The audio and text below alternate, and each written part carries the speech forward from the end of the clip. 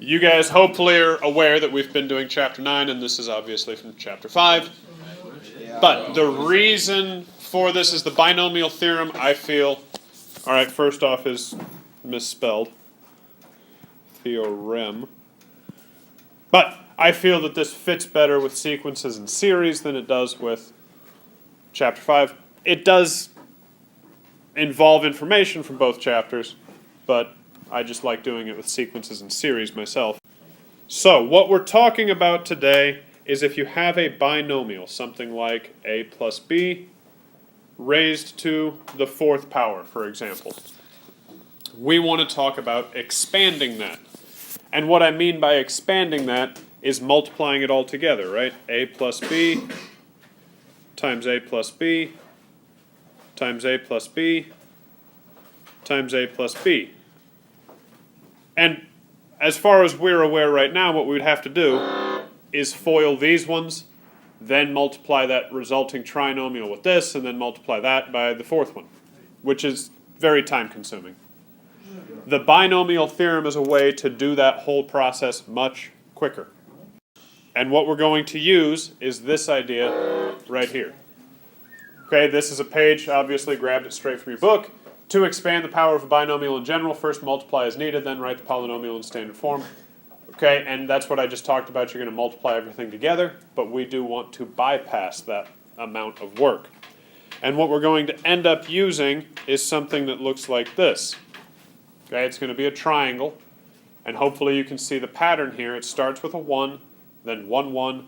Every single row in this triangle is going to begin with a 1, and it's going to end with a 1. And the way you get the numbers in the middle, you see how this 2 is right between the two ones above it? You add those together. This 3 right here is right between the 1 and the 2. Add those together.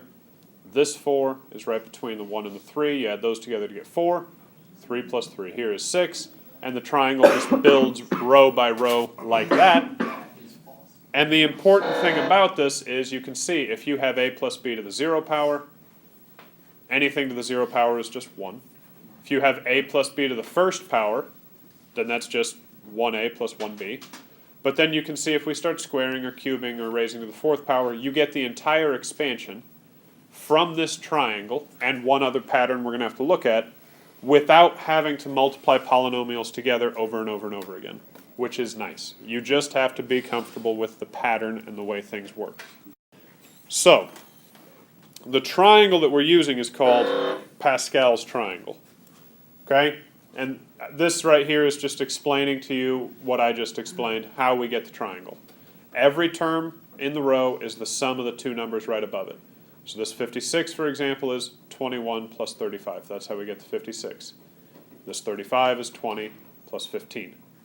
So for these problems, right, for the worksheet tonight, what's probably going to be the best thing is for you guys to either write the Pascal's triangle on the worksheet itself for reference, or you're just going to want to have the triangle open in your notes in front of you while you're doing the homework. Okay, because the triangle is going to be very, very important. Given a blank sheet of paper, you guys are going to need to be able to make Pascal's triangle. First row is 1, second row is 1, 1, then 1, 2, 1, 1, 3, 3, 1, 1, 4, 6, 4, 1, 1, 5, 10, 10, 5, 1, dot, dot, dot. So you will need to be able to build that triangle on your own. If you remember the one little trick to build it, you should be fine. So, the binomial theorem, and this is a very vanilla explanation of the binomial theorem. Those of you that have taken statistics would understand a different form that uses the choose notation. Okay, it's going to look something like n choose k, moving on from there. That looks familiar, right? Yes. Yes, but we're not going to worry about that one. Okay? I can let you guys know that one later, for those of you that it would make sense to. But for now, probably most of us are just going to use Pascal's triangle to figure this out. So you can see, if you have a plus b to the n power, that's p0, a to the n, plus p1, a to the n minus 1b, yada, yada, yada. So whatever this power is, if this is like 8, all of those are going to start on this first term, a to the 8th. And with each successive term, the exponent on the a is going to decrease by 1, the exponent on the b is going to increase by 1. And then these p's are just the coefficients from Pascal's triangle, which they're saying right here, from the nth row of Pascal's triangle. Okay? So, an idea that probably makes very little sense to you right now, when we do an example, should make a little more sense. Okay? So, what is the expansion of x plus 3 to the 4th? So what we need is technically the 5th row of Pascal's triangle. Because if you look back at those pages I gave you, the way they number it is that first row that's just 1, they actually call the n equals 0 row. So we technically need the 5th row of the triangle. So 1, 2nd row, 3rd row, 4th row, 5th row. So this is the row we want. Always one more than this number right here. Those are going to be the coefficients. All right? And we have x plus 3 to the 4th. So our first coefficient is this 1. So it's going to be 1 x to the 4th times 3 to the 0. And that's what I mean by this right here, this number. Think of those as kind of degrees. There are 4 degrees in this problem. All 4 of them start on the x. None of them are on the 3. And as we move through this, using these coefficients, they're going to shift over one at a time. So our next coefficient is 4, using the triangle. X to the 3rd, 3 to the 1st, plus 6, x squared, 3 squared, plus 4, x to the 1st, 3 cubed, plus 1, x to the 0, 3 to the 4th. So, notice the coefficients, 1, 4, 6, 4, 1. Those came from right here, 1, 4, 6, 4, 1. Then you just had your x and you had your 3. All 4 of these degrees started on the x, x to the 4th. None of them were on the 3, 3 to the 0. And as we go through each term, they shift over one at a time. So now 3 of them are on the x, 1 of them's on the 3. 2 of them are on the x, 2 of them are on the 3. 1's on the x, 3 are on the 3. None are on the x, 4 are on the 3.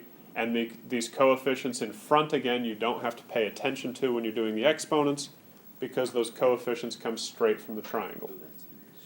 So all that's left to do now is go through and simplify this stuff. When we go through to simplify, what is 1x to the 4th, 3 to the 0? It's just x to the 4th, right? Anything to the 0 power is 1.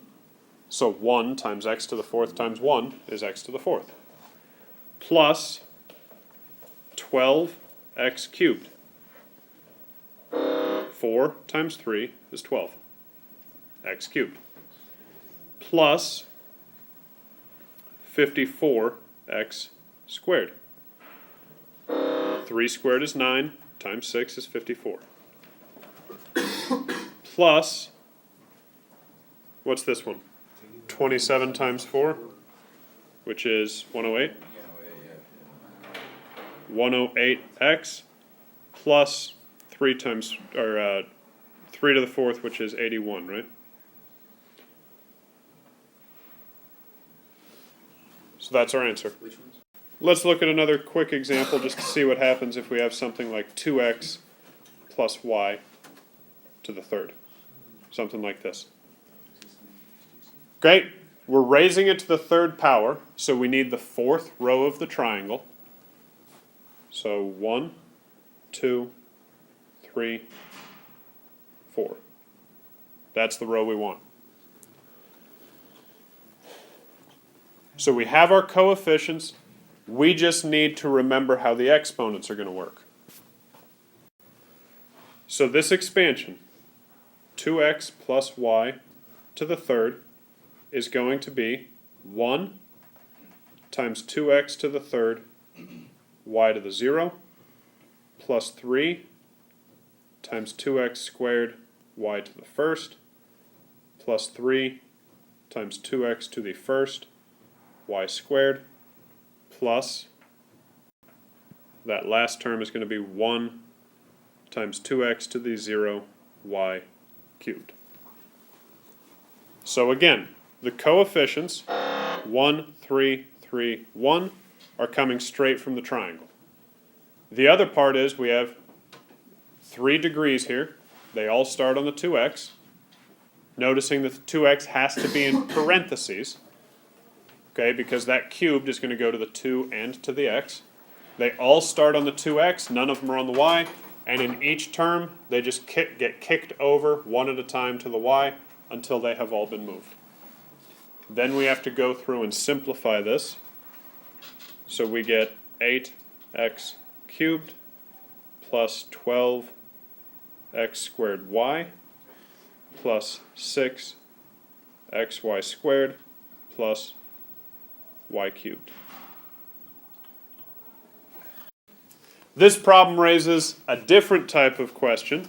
Not anything difficult, just something you have to remember to do. Little details, okay, which a lot of people were kind of missing. For example, on the quiz, when we did geometric sequences and you had to fill in the blanks in the middle of a geometric sequence, in some instances in a geometric sequence, you have to account for the fact that the common ratio could be positive or negative, and hardly anybody remembered that. Due in large part to the fact that instead of using the formula, people were just kind of guessing and checking, and when you guess and check, you're going to get your answer, you write it down, there's nothing to do. When you use the formula, you should end up taking a square root or a fourth root or something, which is a key that you should be getting plus or minus. Point being, there is a little detail here you have to remember. Our formula, if you look back at our definition of the binomial theorem, the binomial was strictly addition. It was a plus b to the n. So in this problem, we have to make the adjustment that this is 3 plus, that was terrible, negative z cubed. My brain could not decide if it wanted to write a negative sign or a z, and just a little squiggle came out. So we have 3 plus negative z cubed. So we need the fourth row of the triangle again. This one.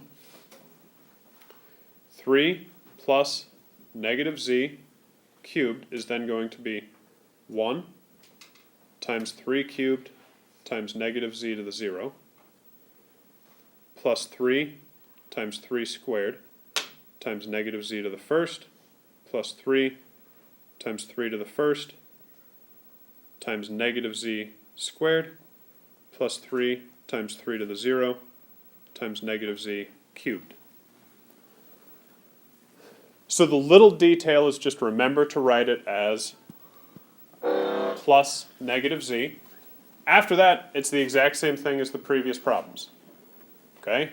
Still something that's probably, you're going to need to work with it a little bit to make it make sense, but just because it's minus does not mean the whole process changes. Make this adjustment at the beginning, and everything else is the same. Yeah, this should be a 1. Because of that. My mistake. Any other questions on this line?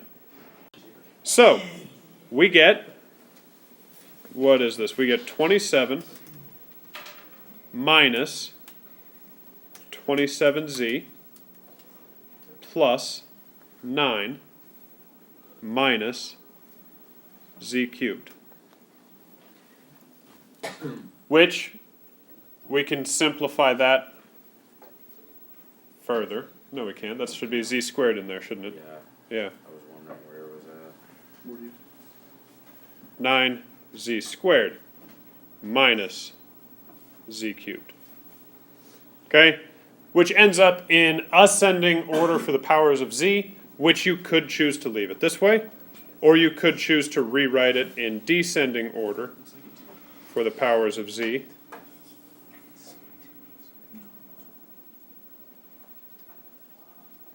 Such as this.